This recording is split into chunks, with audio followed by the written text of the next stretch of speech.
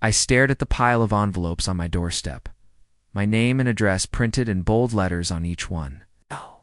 The stack looked heavy, almost mocking me, and when I ripped one open, my heart froze. Wedding invitation, I whispered, my fingers trembling. What the hell is this? The return address wasn't mine. It was my cousin Daniel's. Yet, every single envelope had been mailed from my house. I stormed inside, clutching the envelope. My hands shook as I called my mother. "Mom, do you know anything about this?" Her voice was casual, almost amused. "Oh, you found them already. Good, that means they arrived safely." I blinked in disbelief. Arrived safely? "Mom, these were sent from my address, my home." Did you seriously use my house without even asking me?"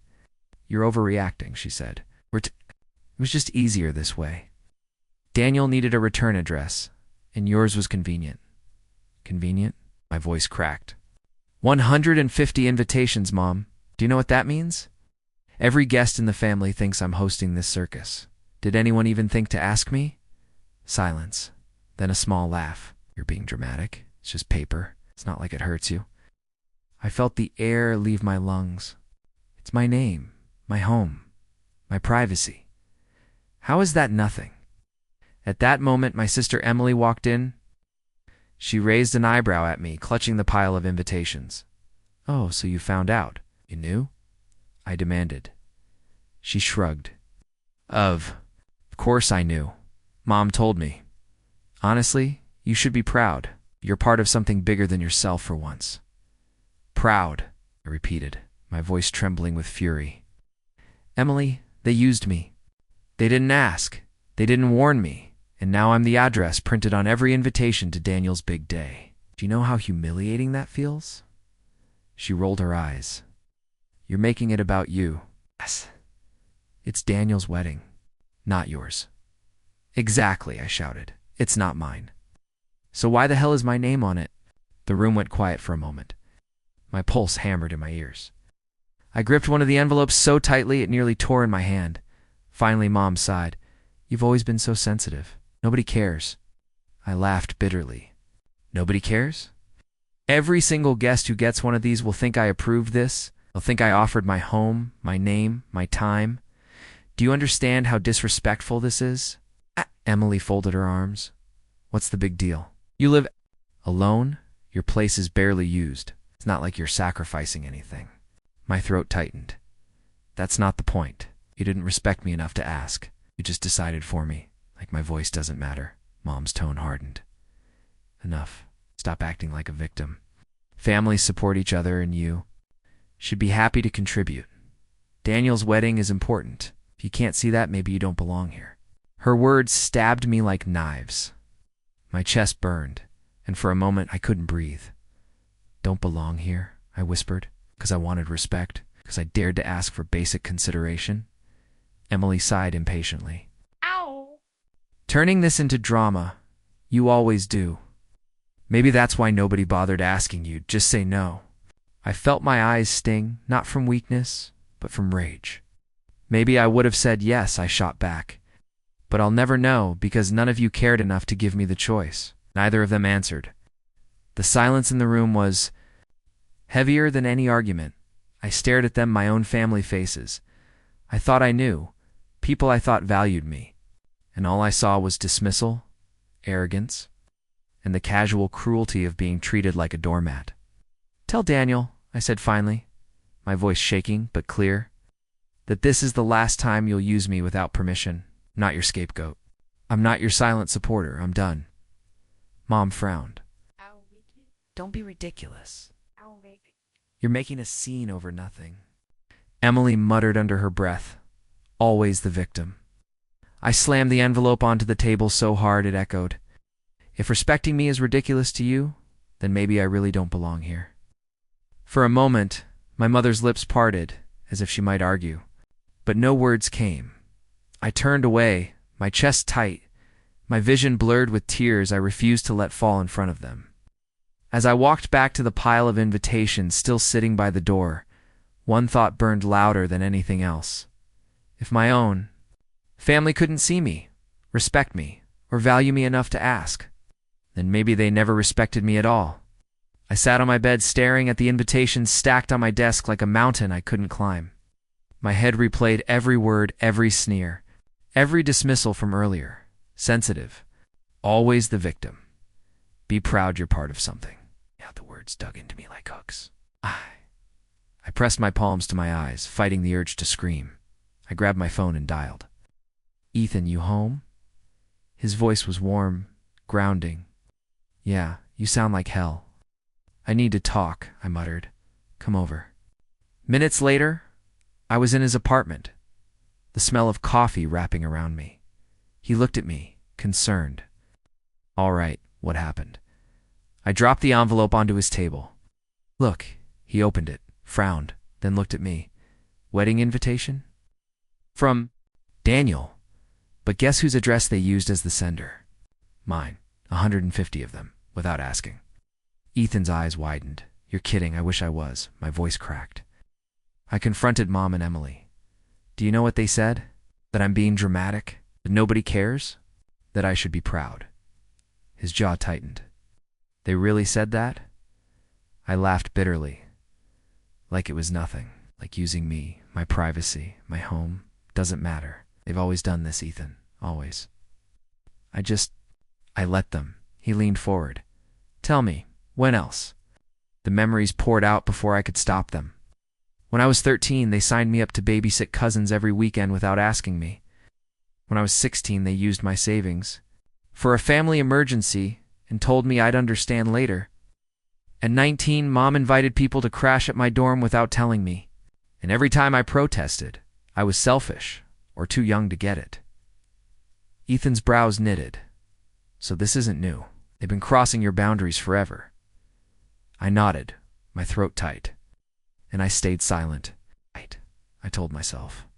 It wasn't worth the fight, but it kept happening, again and again. And now this massive, humiliating reminder that they don't even see me as a person with a choice. He shook his head slowly. "No wonder you're breaking down." "Don't even know if I'm angry or just broken," I whispered. "Both," he said firmly. "And that's okay. But listen, you've let them think silence equals agreement. Every time you didn't push back, they decided you'd accept it. They've trained themselves to believe your voice doesn't matter." His words hit me like a slap. "So it's my fault?" "No," he said quickly. "It's theirs for crossing the line. But silence is permission. You've been handing them that permission for years without realizing it." I swallowed hard, my hands twisting together. "Then what do I do? Keep yelling. They don't listen. They just laugh, like I'm ridiculous. Then stop yelling," he said quietly, "and start drawing lines. Hard ones. They need to know you won't play their game anymore." I stared at him. "It sounds easy for you to say. It's different when it's family." "Family doesn't mean ownership," Ethan shot back. "Family is supposed to respect you, not use you. If they can't see that, then you show them. You stop being the quiet one they can walk all over." His voice was sharp, but his eyes were steady, pulling me back from the storm inside. I whispered, "What if they cut me off?" He leaned back. "Then maybe you'll finally know who they really are." The silence in the room stretched heavy. My heart pounded as his words sank in. I thought of every time I'd bitten my tongue, every forced smile, every time I told myself it's not worth it. And I realized those choices led me here, to this pile of invitations that carried my name, without my consent, to a family that saw me as a tool, not a person. I clenched my fists. "Can't do it anymore, Ethan. I can't keep swallowing it." He gave a small nod. "Then don't." The words echoed in my chest, sharp and freeing all at once. I stood, pacing the room. They think I'll stay quiet forever, that I'll just take it because I always have. But I won't. Not anymore. Ethan smiled faintly. "Now you're..." Finally saying it. I stopped pacing, my breath shaky, but steadying with every word. They may call me dramatic, selfish, a victim I don't care. I won't be silent. Not this time. Not ever again. My voice rose, stronger than I thought. It could be. I won't stay silent anymore. The mailbox felt heavier every morning, stuffed with envelopes I never agreed to send. I pulled them out, my name staring back at me, mocking me. By the third day, my neighbors started smiling too much. "Congratulations," Mrs. Patel said. Waving as I walked past, I froze. "For what?" She laughed. "The wedding, of course. I got the invitation yesterday. Such a nice touch using your address." My cheeks burned. "It's not my wedding." Her smile faltered. "It's misunderstood." I walked away before she could ask more, my stomach twisting. Every step felt like a spotlight was on me, and I wanted to vanish. When I got home, the phone rang. I hesitated, then answered. Finally, my cousin Jason's voice sneered. "So, you're the family post office now?" I bit down hard. "Don't start."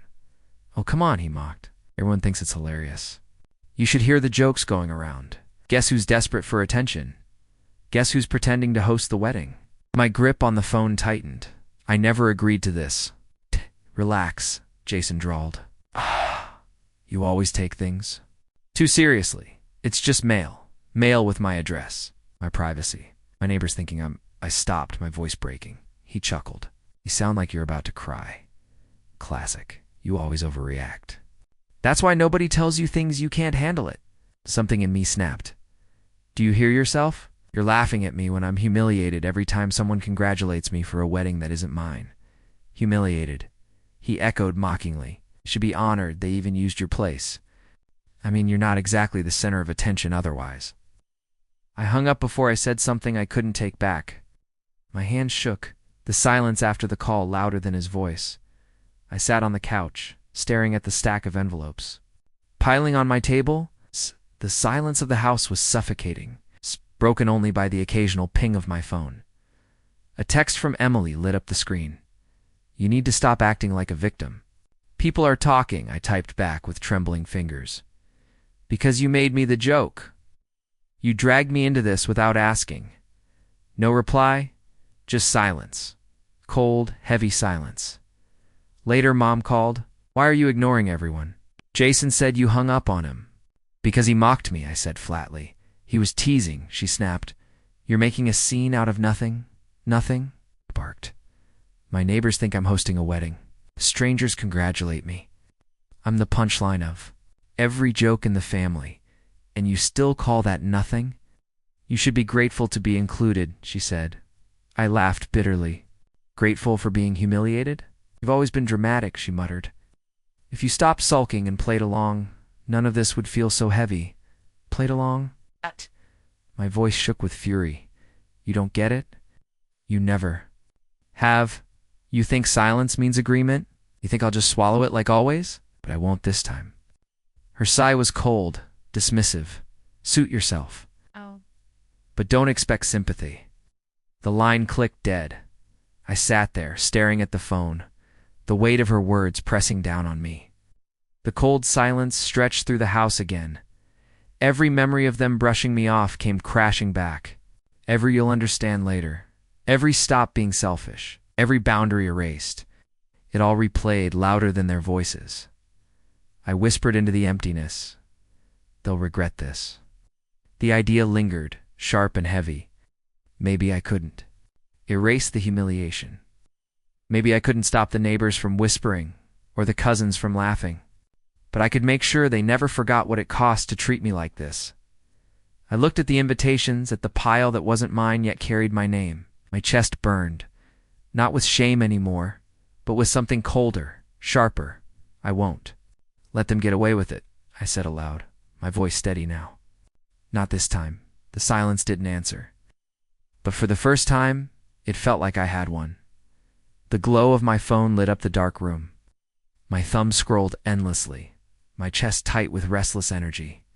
Every article, every post I read whispered possibilities, lawsuits for misuse of address, public shaming through social media, even subtle ways to disrupt the endless stream of invitations. My heart raced with each idea. The first time in days, I felt something stronger than humiliation control. "They need me," I whispered to myself. "They need my address." The realization hit like lightning. That was my leverage. thought I was powerless, but I held the ground they built this farce on. I couldn't keep it to myself. I dialed my sibling Anna.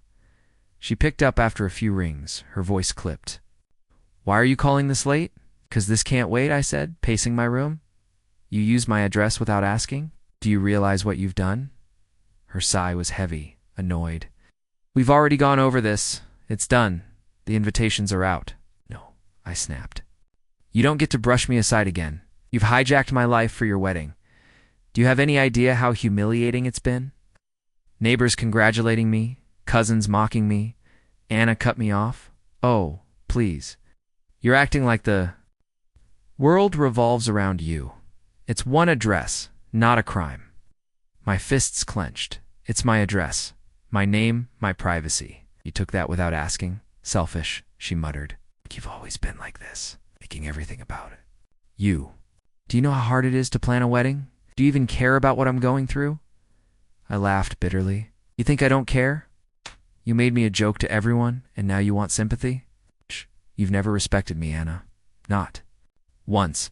Her silence crackled through the phone, sharp as glass. Finally, she said, "You should be proud to help your family.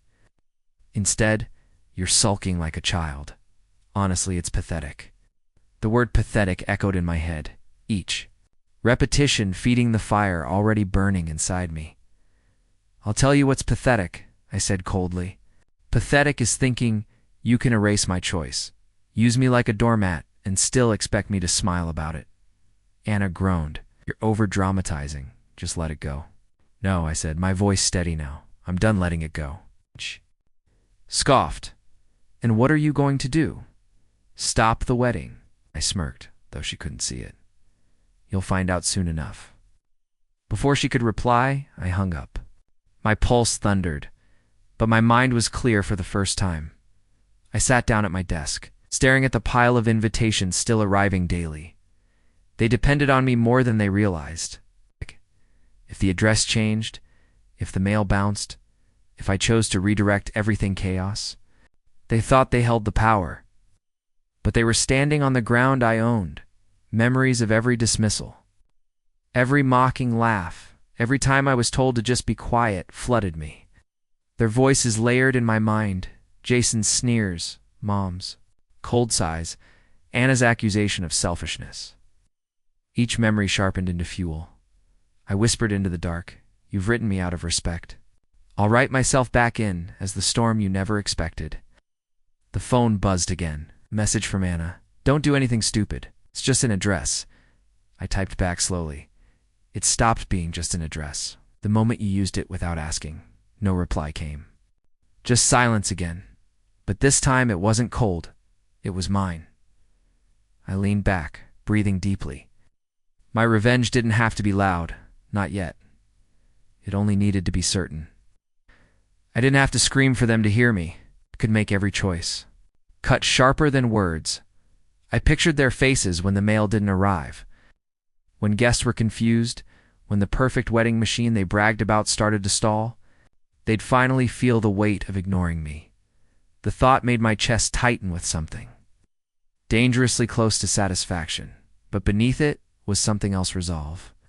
This wasn't about childish payback. This was about reclaiming the respect they had stolen from me piece by piece.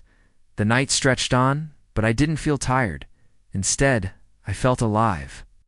Every click of my keyboard, every note I scribbled was fuel for the plan forming in my mind. I muttered under my breath, "I won't forgive. Not this time." The words hung in the air, heavy and final. For years, silence had been my shield, my cage. But silence had cost me everything: respect, boundaries, even dignity. I wouldn't pay that price again.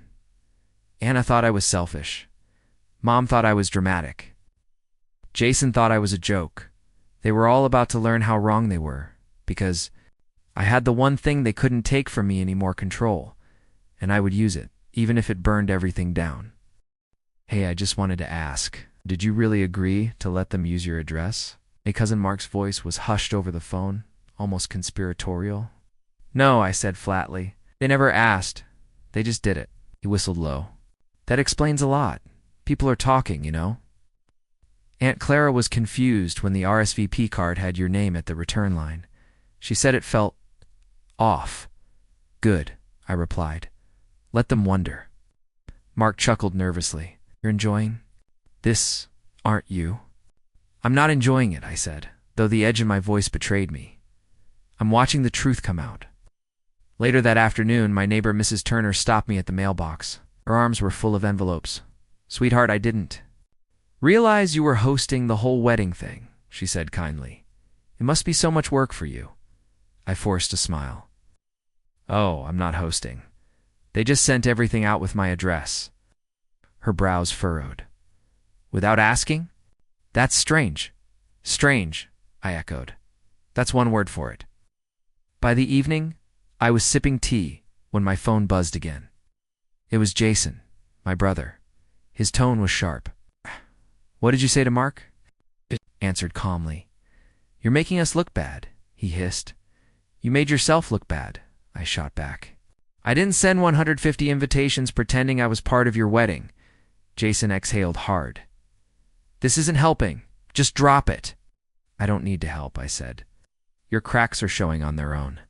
He cursed under his breath. Before hanging up, a few minutes later, another message arrived, this time from Anna. Guests are calling the wrong number. Vendors are asking for you. Stop confusing people. I laughed out loud at that one. I didn't reply. Silence, I realized. Stung worse than any insult. The next day, the grocery store, my aunt bumped into me near the produce section. She leaned.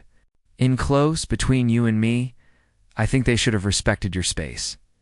If they'd asked, you might have said yes. But doing it behind your back? That was wrong. Her quiet support warmed me, but I kept my face neutral. I appreciate you saying that, I whispered. She gave me a knowing look. Don't let them make you the villain. Some of us see what's happening. That night, another relative called, this time my cousin Rachel. Okay, so is it true? She demanded. Your address is on all the invitations, but you had nothing to do with it. It's true, I confirmed. She burst into laughter. Wow, that's messy. Half the guests are confused about who to call. Someone even rang my mom asking. If the reception was at your house? Perfect, I murmured. Rachel snorted. You sound almost happy about it. Happy isn't the word, I said slowly. Satisfied, maybe? She let out a low whistle. Well, brace yourself. People are starting to talk more about the invitations than the wedding itself. When the call ended, I sat back, the quiet hum of satisfaction spreading through me. Their perfect world was wobbling, and I hadn't lifted a single finger. The following morning, my phone rang again, this time an unknown number. Hello? I asked. Hi, this is Jasmine from Elegant Events Catering. We're finalizing menu choices for the Thompson wedding, but we've been given your contact information. Are you the coordinator? I smiled to myself. No, I'm not. But I wish. You luck figuring it out? Her pause was awkward. So, you're not involved at all? Not at all, I confirmed. Good night. I ended the call and stared at the screen. That was the fourth vendor this week. Her machine was falling apart, clogged by the lie they had built. By late evening, Anna finally called. Her voice was sharp, clipped with stress. This is getting out of hand. People are confused, and it's making us look incompetent. You mean the truth is making you look incompetent? I corrected. Why are you being so smug about this? She snapped. Because silence is my weapon, I said calmly. And clearly it's working, Anna groaned. You're being cruel. This is supposed to be my special time. And it could have been, I replied coldly. If you had treated me with an ounce of respect. She fell silent. I could almost hear her jaw tighten through the phone. Finally, she spat. You're impossible. Before hanging up, I set the phone down and let the silence wrap around me like armor. I hadn't shouted. I hadn't sabotaged anything. All I had done was refuse to clean up their mess, and it was enough. Their perfect vision was unraveling, thread by thread, and I wasn't going to stop it. Please, just hear me out, Jason said, his voice shaking as he stood in my doorway. His usual confidence was gone. His eyes darted around like he couldn't face me head-on. I'm listening, I replied. Coolly folding my arms, he swallowed hard. The wedding is falling apart. Guests are confused. Vendors are calling the wrong number. People are whispering. Anna is losing her mind. We need you to, what? I cut in. Fix. The mess you made? His lips pressed together. Yes. I let the silence stretch, enjoying how heavy it became. You really think you can waltz in here, after everything, and just demand my help? It's not a demand, he said quickly. Got a plea. I'm begging you. I tilted my head. Begging without an apology? That's bold. Jason's face tightened. This isn't about pride. It's about saving the wedding. It's about respect, I corrected. And you still don't get that. He rubbed his temples. Fine, maybe I don't, but we're drowning here. Just tell me what you want, and I'll do it. I leaned closer, my voice low. You don't even know what you're asking. You used me. You humiliated me. And now, you want me to clean up the wreckage? Yes, he admitted, almost whispering. I studied him for a moment. His shoulders sagged. He looked smaller, weaker. It was strange, seeing my brother stripped of all that arrogance. Think about it, I said finally. His head jerked up. Really? Don't get excited, I warned. I said I'd think. Jason nodded quickly, desperate. That's all I can ask. Then he turned and left, leaving me in the heavy silence of my living room. I sat down, staring at the floor. The words replayed in my mind. Fix the mess. Wasn't that always the role I played? The one who smoothed things over, who bent until I broke, who swallowed pride to keep the peace? But this time felt different. Later that night, I lay awake, staring at the ceiling. Cold, manipulative, hungry for control. The silence answered back, heavy and accusing. I closed my eyes, but Jason's desperate face wouldn't leave me. His voice pleading, shaking, echoed. We need you. I sat up abruptly. Do I want revenge or do I want peace? The question burned in my chest. Revenge promised satisfaction, that sharp bite of justice I'd craved since the invitations started arriving. But peace. Peace offered release. No more bitterness, no more endless games. My phone buzzed on the nightstand. A message from Anna lit the screen. Jason said he talked to you. Please. We can't do this without you. I'm begging. Help us. I stared at the message. Not once did she say sorry. Not once did she admit what they'd done. Begging for convenience, not forgiveness, I muttered. I typed a response, then deleted it. My fingers hovered over the screen, trembling with indecision. The next morning, Mark called. His tone was cautious. Hey, so Jason told me he asked for your help. You thinking about it? Maybe, I said. Look, I don't blame you if you walk away, Mark admitted. But just make sure you're doing it for the right reasons. Don't let their poison turn you into them. I closed my eyes, absorbing his words. And what if revenge is the right reason? Then you'll win the battle but lose yourself, he said quietly. I didn't answer. That afternoon, I walked into the kitchen and caught my reflection in the dark window above the sink. My face looked harder, sharper, my eyes colder. Who are you becoming? I whispered to my own reflection. The thought unsettled me more than Jason's begging ever had. By evening, Jason showed up again. His voice cracked as he spoke. Please, if you don't step in, we're ruined. I studied him, silent for a long moment. Then I asked, do you even understand what you did to me? He froze. I guess not fully. No, I said firmly. You don't. And that's why I can't just forgive and forget. You stole my name, my space, my dignity. And you never once thought I mattered enough to ask. Jason's shoulders slumped. I know we were wrong, I don't know how to fix it. That's the thing, I replied. It's not my job to fix it. He looked broken, but I didn't waver. After he left, I sat alone again, the war raging inside me. Justice or peace? Revenge or release? I closed my eyes and whispered to the silence, maybe the turning point isn't about them. Maybe it's about me. The words lingered in the air, heavy and true. Have you heard from them? Mark asked one afternoon over coffee. I shook my head. Not directly, just whispers through Mom. He leaned closer. And what do the whispers say? That the marriage is already cracking, I replied.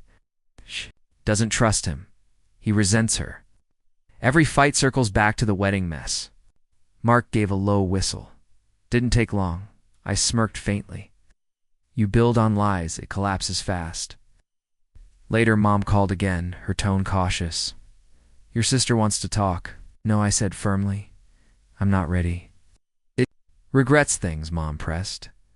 Does she regret using me? I asked. Or just the fallout? Her silence answered everything. At dinner, a week later, Uncle Ray leaned across the table. You did right, he said quietly, not letting them walk over you. Some of us respect that. I studied him. Funny no one said that then, he shrugged. Takes people time to admit they were wrong. Aunt Clara muttered, you should have. Just let it go. Family is family, I met her eyes. Family isn't a free pass to abuse boundaries. The table went silent until someone changed the subject. Afterward, my cousin Lily pulled me aside. I wish I had your courage. Everyone expected you to fold, but you didn't. I smiled faintly. It wasn't courage. It was survival. At home, Mark asked, do you miss them at all? Sometimes I admitted. Not who they are, but who I thought they were. He nodded slowly. That version of them never existed. I know, I whispered. Weeks passed. I filled my days with small things, reading late into the night, walking in the park, fixing the leaky sink that had annoyed me for months. Each task felt like reclaiming a piece of myself. One evening, Mark stopped by, dropping a bag of takeout on my table. You look lighter, he observed. I am, I said.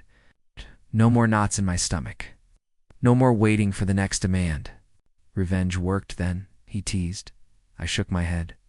Revenge was never the point. Refusing to be used again, that was the real victory. He raised his drink in a small toast. To peace, then. To peace, I echoed. Not long after. Mom visited. She lingered awkwardly before sitting down. We're not happy, she confessed. Always arguing, always blaming. Sometimes I wonder if the marriage will last. That's their choice, I said calmly. She glanced at me. Do you hate them? No, I answered. I just won't be their safety net anymore. Her eyes softened, though her voice carried sadness. I miss when we were whole. So do I admitted. But wholeness built on disrespect isn't real. She nodded slowly, and for the first time she didn't argue. When she left, I sat in the quiet, realizing how far I'd come. Once, I would have begged for harmony, even at my expense. Now I simply breathed, steady and free. Mark texted later that night. Proud of you. You didn't just survive them, you outgrew them. I stared at the words for a long moment before replying. Finally. I'm living my life, not theirs. And for the first time in years, that truth felt enough. Do you feel finished with it? Mark asked one evening as we sat outside, the last of the sunlight fading. I sipped my tea. Finished isn't the word. Free feels closer. He tilted his head. Free how? I don't wake up replaying their betrayal anymore, I said. I don't measure myself by whether they approve of me. Mark smiled faintly. That sounds like closure. Closure isn't what I thought it would be, I admitted. It's not some neat ending. It's more like choosing not to carry their weight anymore. He leaned back. So you let them go. I let the version of me who needed them go, I corrected. The one who thought family love was worth self-erasure. Later, Mom called again. Her voice carried hesitation. I know things will never be the same, but I hope you're okay. I am, I said softly. You don't sound angry anymore, she noticed. I was angry, I told her. But anger fades when you realize you don't need the people. Who caused it? She was quiet. Do you forgive them? I thought a long time before answering. Forgiveness isn't the point. I just won't let them define me anymore. Another pause. It's fair. After the call, I stared at my reflection in the dark window. For once, I didn't see someone broken, saw someone whole. The next week, Lily dropped by. Heard. You've been different, she said carefully. I chuckled. Different how? Lighter, she said. Like the storm passed. It did, I agreed. And I'm the one who cleared it. She hesitated. Do you regret not helping them? Oh, I said firmly. If I had saved their wedding, I would have lost myself again, and my soul is worth more than their celebration. She nodded, eyes thoughtful. I envy that strength. Wasn't strength at first, I confessed. It was survival. Strength came after. One night, Mark and I sat on the porch, the air still and heavy. He asked, do you think they'll ever understand what they did to you? Maybe, I said. But I don't need their understanding anymore. Their lessons belong to them. My freedom belongs to me. He studied me. So what now? I said slowly. I live. I choose joy, even if it's small. I rebuild piece by piece, without apology. He raised his glass toward me, to rebuilding. I lifted mine, to never being silent again. As weeks turned into months, the ache dulled into memory. I know. Longer felt the sting when their names came up. I no longer rehearsed arguments in my head. Instead, I breathed easier, laughed louder, walked taller. People sometimes asked, how did you manage to let go? My answer was always the same. By realizing closure was never about their downfall, it was about my freedom. I tell you this now, not as someone who won or lost, but as someone who survived. I carried betrayal like a chain, thinking it defined me. It didn't. What defines me is the moment I chose myself over their approval. Pain shaped me. Strength carried me. Survival freed me. And though my family once tried to take everything, even my address, they failed because they took my address. But they'll never take my voice again. Did you hear? Mark's voice came through the phone, low but tinged with amusement. Half the guests never showed up. I raised an eyebrow, though no one could see me. Half, yeah. Some never got the invitations. Others got them. Back in the mail, marked return to sender. And the ones who did come, they're furious. I let out a slow breath. Furious how? Wrong directions, no RSVP number that worked. One couple drove to the wrong church entirely. Oh, you should have. Seen Jason's face? I smirked. I can picture it. Mark chuckled. You enjoying this? I'm observing, I said carefully, not celebrating. But I'd be lying if I said it didn't feel poetic. That afternoon, Aunt Linda called. Her voice was sharp. Why didn't you tell me? You weren't hosting? I showed up at your house with a gift. I sighed because I wasn't hosting. They never asked me. They just used my address. Well, people were embarrassed, she snapped. Everyone was confused. Then maybe they should have asked before putting my name on the line. There was a pause. You could have cleared this up sooner. I felt the heat rise in my chest. Oh, Aunt Linda, they could have respected me sooner. Click. She hung up. Later, Mom called, her voice trembling. Honey, please. They're under so much stress. Can't you just let it go? I clenched my jaw. Let it go. They humiliated me, and now you want me to sweep it under the rug so their big day looks shiny again. It's family, she whispered. And I'm family too, I shot back. Funny how no one remembered that when they printed the invitations. She sighed, heavy and disappointed. You're being cruel. No, I said firmly. I'm being honest. The gossip spread fast. Neighbors whispered when they saw me in the driveway.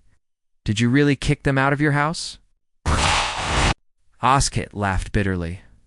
They were never in my house to begin with. By evening, Mark called again. It's a disaster, he said. Some guests walked out mid-reception. The caterer almost quit. Jason looked like he was about to collapse. Leaned back in my chair, staring at the ceiling, and Anna, crying in the bathroom. But not from love, trust me, from humiliation. I closed my eyes, letting the words sink in. So it's crumbling, completely, Mark confirmed. And people are starting to notice the real story, that none of this would have happened if they'd respected you. For the first time, the weight shifted. I wasn't the villain anymore. The next day, Jason showed up at my door again. His suit was wrinkled, his eyes red. I need to talk. I opened the door just enough to lean against the frame. About what? He hesitated, voice cracking. Everything went wrong. People are mad. Anna's blaming me. I don't even know how to face anyone. Sounds rough, I said flatly. His eyes flicked up, guilt swimming there. I shouldn't have done it, using your address. I thought it didn't matter, but it mattered, I interrupted. It always mattered. He nodded slowly, swallowing hard.